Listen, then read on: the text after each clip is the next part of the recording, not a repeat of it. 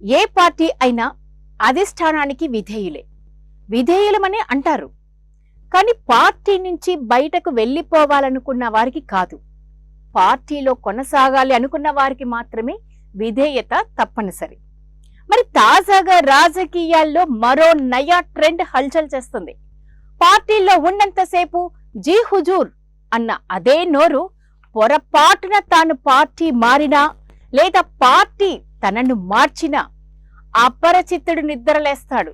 ఇక అప్పటి వరకు జూ హుజూర్ అన్న అదే నోరు కౌన్ హై తో అంటూ రంకెలు వేసే ప్రక్రియ ఇప్పుడు నేతల్లో షురూ అయిపోయింది.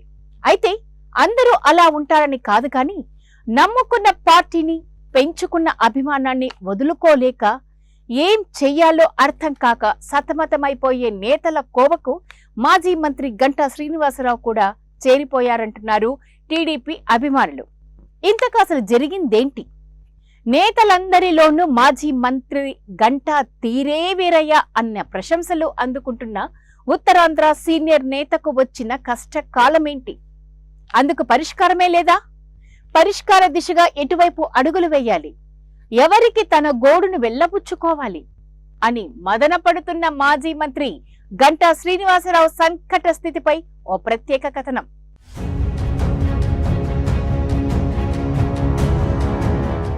తెలుగుదేశం పార్టీ ఉత్తరాంధ్ర సీనియర్ నేత మాజీ మంత్రి గంటా శ్రీనివాసరావు సంకట స్థితిలో పడ్డారు. అధిష్టానం ఆదేశం ఒకవైపు లాగుతుంటే, మరోభీష్టం మరోవైపు పట్టిలాగుతుంటే ఎటువైపు అడుగులు వేయాలో అర్థం కాక సతమతమైపోతున్నట్లు తెలుస్తోంది. పుట్టిన ఊరు, పుట్టిన సొంత జిల్లా, సొంత నియోజకవర్గం నుంచి పోటీ చేస్తే పట్టు బాగానే ఉంటుందన్న గంటాకు ఇప్పుడు ఎదురవుతున్న ప్రశ్న పొరుగు జిల్లాలో పోటీ చేయాలనే ఫోర్స్. ఏ మాటను మరింత స్పష్టంగా చెప్పుకునే ముందు పొరుగు జిల్లాలో పోటీ చేసే యోచన తనకు లేనే లేదంటూ మీడియా ముఖంగా గతంలోనే స్పష్టం చేశారు. కానీ అధిష్టానం ఆదేశిస్తే ఎక్కడి నుంచైనా, ఏ నియోజకవర్గం నుంచైనా పోటీ చేస్తామంటూ మరో మాటగా ఆయన మనసులో మాట బయట పెట్టేశారు. ఇప్పుడు ఇదే విషయం టీడీపీ వర్గాల్లో ప్రధాన చర్చనీయాంశంగా మారింది.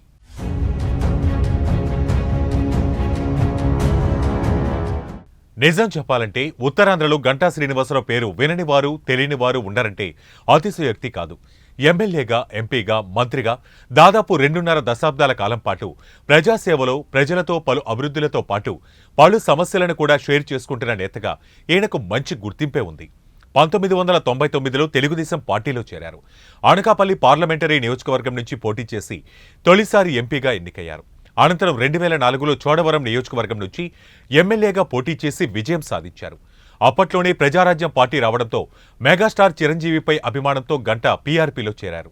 2009లో పీఆర్పీ నుంచి అనకాపల్లి ఎమ్మెల్యేగా పోటీ చేసి మళ్లీ గెలుపొందారు. ఇక్కడ ఆయనకు మరో అంశం కలిసొచ్చింది. పీఆర్పీ కాంగ్రెస్లో విలీనం కావడంతో పీఆర్పీ కోటాలో రాష్ట్ర మంత్రి అయిపోయారు. రాష్ట్ర విభజన సమయంలో కాంగ్రెస్ ఉనికిని కోల్పోవడంతో గంటా తిరిగి సొంత గూటికి చేరిపోయారు. టీడీపీ తరపున భీమిలి టికెట్ సాధించి 2014లో మళ్లీ ఎమ్మెల్యే అయ్యారు. అంతేకాకుండా చంద్రబాబు మంత్రివర్గంలో చోటు కూడా సంపాదించారు. తిరిగి 2019 ఎన్నికల్లో విశాఖ ఉత్తర నియోజకవర్గం నుంచి టీడీపీ తరపున పోటీ చేసి ఎమ్మెల్యేగా గెలుపొందారు.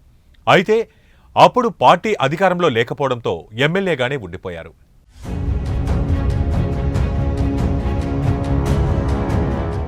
ఇక తాజా పరిణామాల్లో గంటకు వ్యతిరేక పవనాలే వీస్తున్నట్లు కనిపిస్తున్నాయి.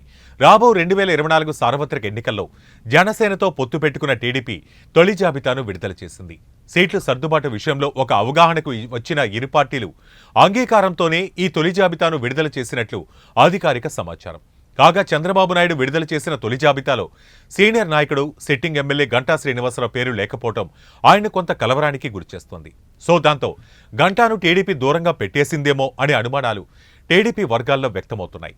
విశాఖ నగరం నుంచి గెలుపొందిన 4 సిట్టింగ్ ఎమ్మెల్యేలలో దక్షిణ నియోజకవర్గ ఎమ్మెల్యే వాసుపల్లి గణేష్ కుమార్ వైసీపీలో చేరిపోవడంతో మిగిలిన 3 2 ఎమ్మెల్యేలు ఖరారయ్యారు.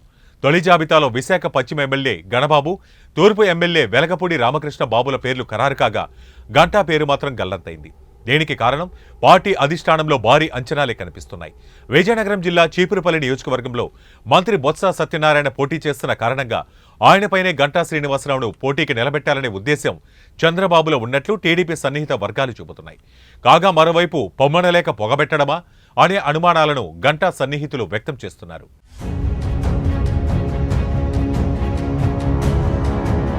సో తాజా పరిణామాల ప్రకారం జాగ్రత్తగా పరిశీలిస్తే అధిష్టానం మనసులో మాటను పసిగట్టినా టైం కోసం వేచి చూసే ఓపిక లేకపోయినా వేచి చూడక తప్పదనే పరిస్థితులు ఇప్పుడు గంటా శ్రీనివాసరావు కమ్మేశాయనేది పలువురి అభిప్రాయం.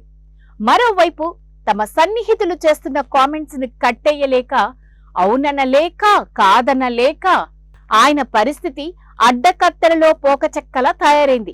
ఓవైపు అధిష్టానం ఆదేశం, మరోవైపు మనోభిష్టం, ఎటూ తేల్చుకోలేని పరిస్థితి ఏర్పడింది.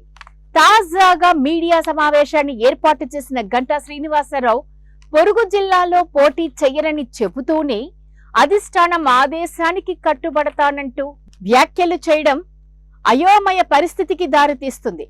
అయితే గంటా శ్రీనివాసరావు తొలి నుంచి తాను సిట్టింగ్ ఎమ్మెల్యేగా ఉన్న విశాఖ ఉత్తర నియోజకవర్గం గాని, గతంలో ఎమ్మెల్యేగా చేసిన భీమిలిలో కాని పోటీ చెయ్యాలని భావించారు. కానీ అధిష్టానం వేరేగా ఆలోచించడంతో కొంత మనస్తాపానికి గురవుతున్నట్లు విశ్వసనీయ వర్గాల సమాచారం. జిల్లాలో ఎక్కడైనా గెలిచే దమ్మున్న నాయకుడిని వేరే జిల్లాకు తరలించడం ఎంతవరకు సబబు అంటూ గంటా అనుయాయులు వాపోతున్నారు.